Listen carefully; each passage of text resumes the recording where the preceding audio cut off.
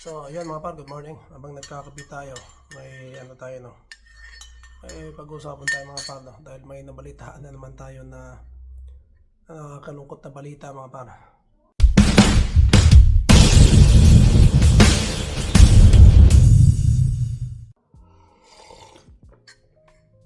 Today is Monday mga par, and ayun, halos kakagising na din natin, and kape-kape nga tayo. And as usual no, nanonood tayo ng mga balita no dito patungkol dito sa Canada mga par no. Siyempre number 1 na diyan. Pinapanood natin palagi yung Omni News mga par no, o yung Omni Pilipino. Lagi tayong nakantapay dyan mga par, at lagi natin pinapanood kung anong mga balita no. Dahil avid fan tayo niyan mga par no. Shout out kay Par David Unsay TV no. Napanood natin palagi mga par yung Omni News tsaka City News. Kaya bukod pa dun sa mga iba nating mga kasamang nagpa-vlog mga par no, nakasuporta rin tayo. So yun nga, napanood natin sa Omni News mga par no. Last year pa po ito na talagang may mga nagreklamo na sa kanila. Napanood ko na to no. But ngayon lang na ano po na ngayon lang sila hinuli mga par no. Nangyari po ito sa Calgary, Alberta. Isa pong mga mga par no, mga travel agency mga par na nag-aalok ng mga murang tickets no sa mga kababayan natin. At ayun nga, maraming nagreklamo. Hinuli sila no, kinuha yung mga gamit nila. And nasa kustodiya na sila ng pulis mga par. Ang nakakalungkot lang ay isa silang Pilipino no. Yun yung nakakalungkot mga par, at mga niloloko niya ay mga Pilipino din no, mga kababayan natin. Yung in-interview ng Omni News na nag-book siya ng ticket Palawan no. Wala naman talagang ticket no, nagbayad na siya. Kaya ayun, hindi ko mga par no, hindi ko malaman ang dahilan kung anong mga nila no. At yun nga, siguro isa sa dahilan mga par ay gusto nilang kumita ng gusto nilang manloko mga par no. Gusto nilang manloko sa mga kababayan natin no. At yun nga, maraming nagreklamo na sabi pa nga doon, pagka nanghingi ka ng discount, binibigyan ka talaga no. Wala naman talaga ticket na ibibigay no sa'yo. So ayun nga, marami nagreklamo na sa pulis mga par, kaya ayun, hinuli sila no. At haharap sila sa kaso sa ginawa nila. Syempre hindi ko maintindihan mga par no, nasa Canada na sila, maganda ng future, trabaho naman sila parehas no, mabubuhay ka naman dito. So lang sila kumbaga para sa akin mga pro, greedy no, greedy sa pera no. Kaya umabot sila sa ganun no, na manloko na ng tao para lang yun nga, kumita. Ayun, hindi naman yan uulihin mga par kung wala talaga nagrereklamo no. So medyo marami na nga nagreklamo. Sabi pa nga niya no, ng kasama ko no, si Parwell, na talagang na yan no, matunog na sila no, na marami ang nagrereklamo. So ngayon lang talaga ng pulis ano. Pero mga par no, napakahirap nung gano'n no. Nabasa nga akong mga par, may share ko lang din. May nabasa akong isang parang sa Facebook ko din naman na nakita mga par no, na yun nga, kung ang basihan mo ay pera no. Kung ang basihan mo ng kasiyahan ay pera mga par, ay talagang walang katapusan yan no. Dahil kahit makaipon ka, gusto mo pang higitan yung maipon mo. Pinakamahirap mga par no, pagka puro pera ang sa isip mo. At yun nga, masyadong mataas yung pangarap mo mga par no, at paano mo gagawin yon? Siyempre mag-iisip ka mga par kung paano mo makukuha yon no.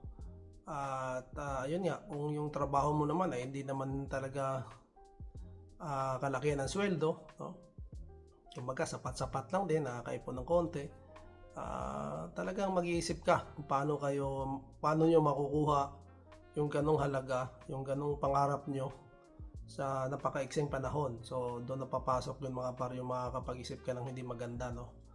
At yun na nga, yung ano ni kabayan, hindi natin alam kung anong mga dahilan nila, no? At hindi natin alam kung anong gusto nilang mangyari sa buhay nila. Pero para sa akin mga par, nandito na sila sa Canada, no? Maraming opportunities na dito, no? Depende na lang talaga sa'yo. Siguro masyado lang silang, di ba? Masyado lang silang greedy sa pera, no? Siguro kasi ano na talagang ano na mga par, no? Na ano na sila, nasilaw, no? Sa pera, no? Kaya nauwi sila sa ganun, no?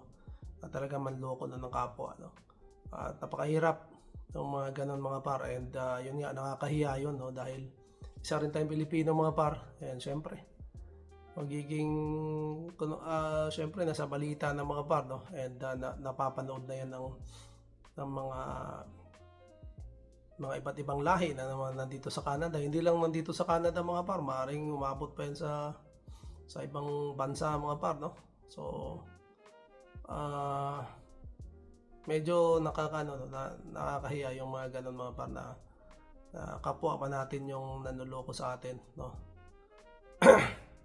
Na hindi rin lumalaban ng parehas, no?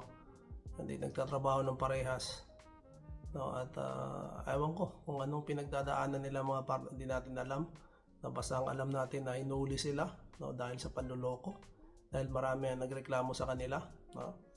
At yun, nasa kustodiya na sila ng pulis ngayon mga par, no? Lamang may mga ebidensya yan, dahil hindi naman sila uhuli ng pulis kung talagang mahina yung ebidensya mga par. So ayun, good luck sa kanila, no? Sana maging aral din to sa mga ibang Pilipino mga par, no? Na may gustong sumubok ng mga ganyang hindi magandang gawain, no? May mga nababalitaan din tayo yun sa may British Columbia mga par, no? Sa Victoria Island, na sumusubok din ng mga scam na yan mga par, no? Marami din mga kababayan din natin, no? Sana tigilan nila, no? Kung magtrabaho na lang sila ng patas, no? Malaki ng opportunity nila rito, sa Canada na sila, no? Huwag taasan masyado yung pangarap mga par, no? Yung talagang gusto mo makuha agad yung mga pangarap mo, no? Nandito ka na sa Canada, malaking blessings na to para sa iyo, para sa pamilya mo, no? So pagigihan na lang, no? Lumaban ng patas. Kasi para sa akin mga par, kung talagang napakataas ng pangarap mo, no, magiging greedy ka sa pera, magiging ka sa trabaho ka ng trabaho, no? So makakalimutan mo na yung bonding ng pamilya, so makakapag-isip ka na ng masama para kumita lang, no? Isa yan sa dahilan mga par na nakikita ko, no? Pero kung yun nga, kung pamilya, no? Yung sukatan mo ng kasiyahan mga par, malabong ka doon, maligaw mga par, no? Dahil lang yan, no? Baga kontento ka na sa ganyan, no? Hindi man natin sinasabi mga par na hindi tayo nangangarap din tayo, no? Pero hindi naman yung ganun na umabot ka na doon sa mapabayaan mo na yung pamilya mo, or manluloko ka na ng tao para lang, di ba, kumita or makuha yung gusto mo, no? Dahil yun nga, yung talagang mga paro, pera, yung number one yan, yung nakakapag ng tao, no? Yun sa pera, masilaw ka sa pera, mahirap po yun, no?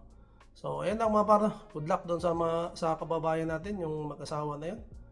At ayun, pag nahatulan sila mga paro, pagbabayaran naman nila yun. Sana magbago rin sila, no? Sana at maging aral mga par sa mga kababayan natin na naman nandito sa Canada, no? Sa totoo lang mga par, no?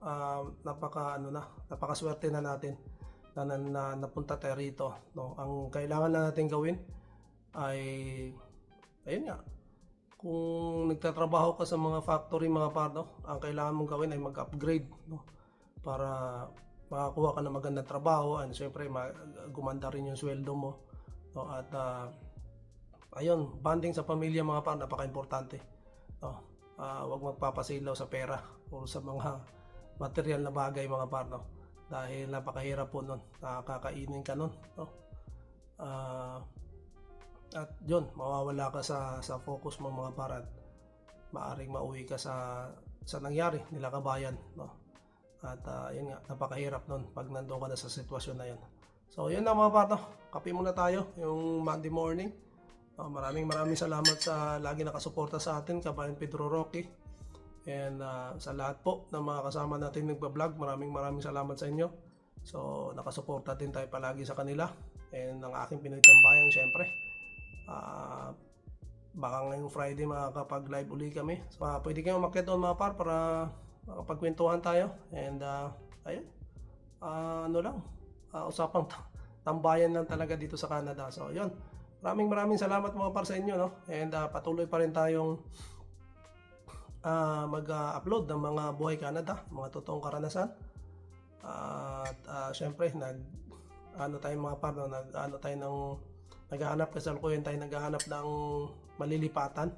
So, kaya abangan nyo rin yung vlogs ko, no? May mga bahay tayong bibisitahin.